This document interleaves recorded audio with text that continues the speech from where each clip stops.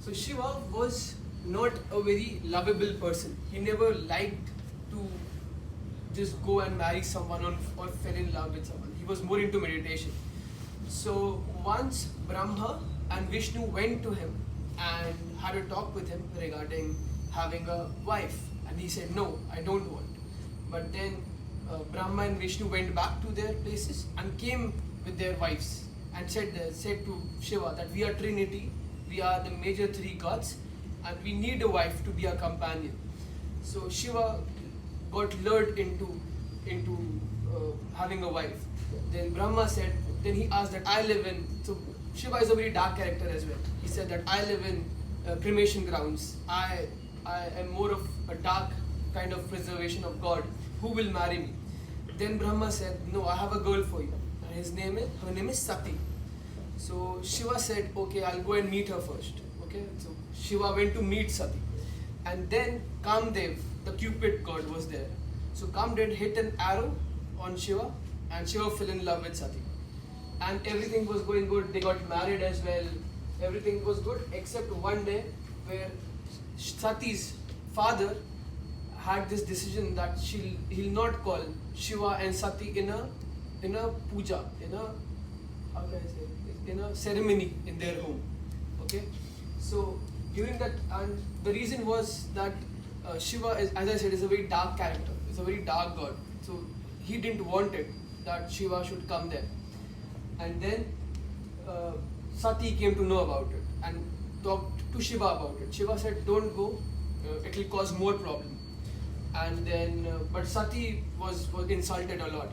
He went to the ceremony there and got disrespected by her own father.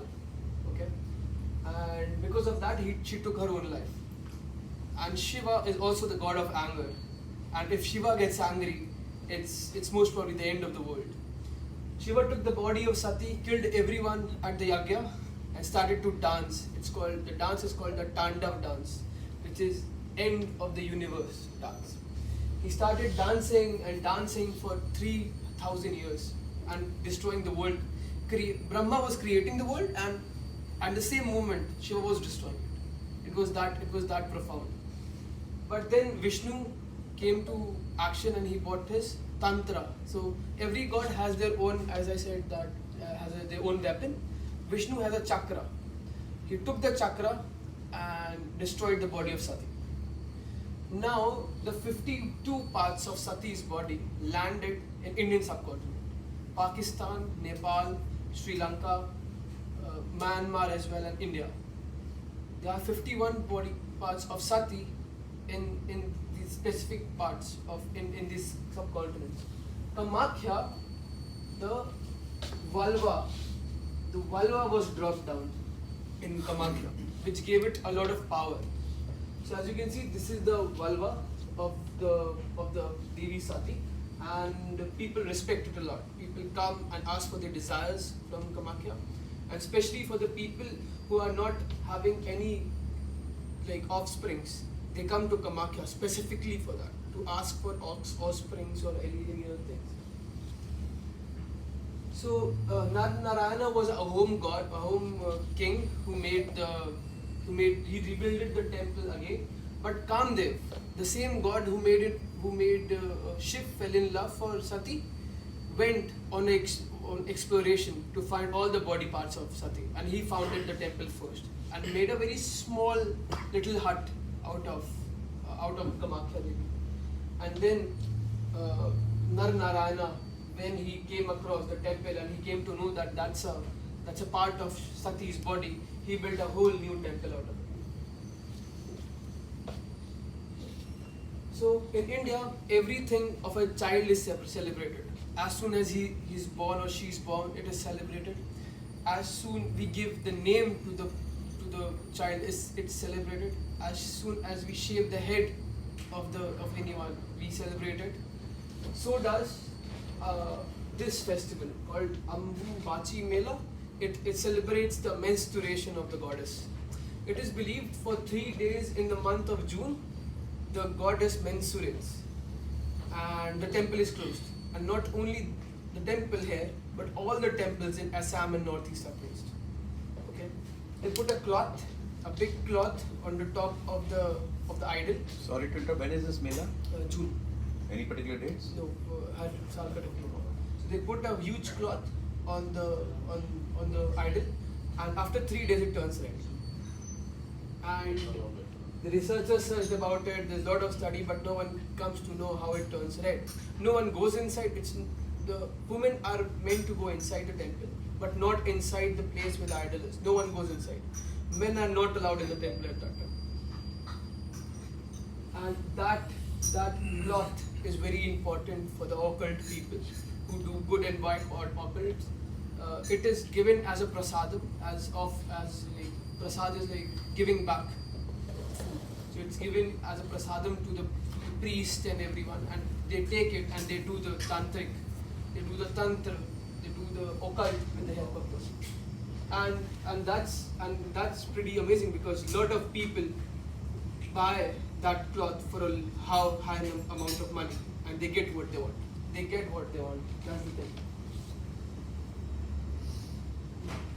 So it's Ahom kings, when they came, they saw the Kamakhya Devi temple, they saw it there, but they also made a different kind of temples there. For example, Ganesh temple as well. So along with the idol of Kamakhya Devi, there is a Shiv Linga as well. So it is believed that wherever the body parts were dropped, Shiv destroyed himself as well, and all the parts of Shiv lings are also found just next to it. There are eyes of the goddess in Nainital.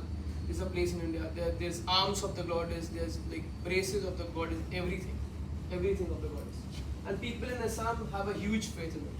Huge. It's like.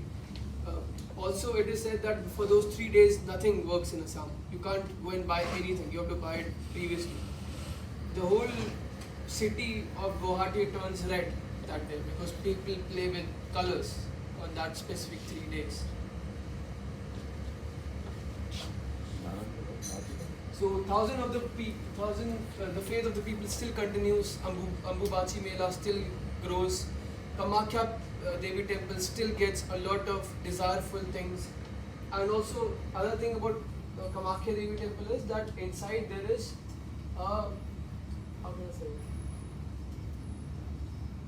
inside there is a place where you can do the sacrifices of animals.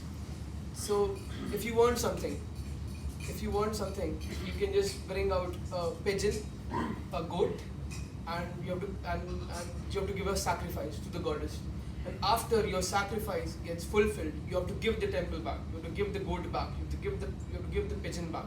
If you don't give them back, the things will repeat themselves. So, if anyone is having any question? Thank you. 11 बजे निकलेंगे ना? Yeah, it's a very interesting temple we are going to visit tomorrow. And right now we are going to the Bangla village. So as ma'am told you yesterday, it's about these people who illegally have situated in a land and they live there for doing the agriculture, the mustard and other cash crops as well.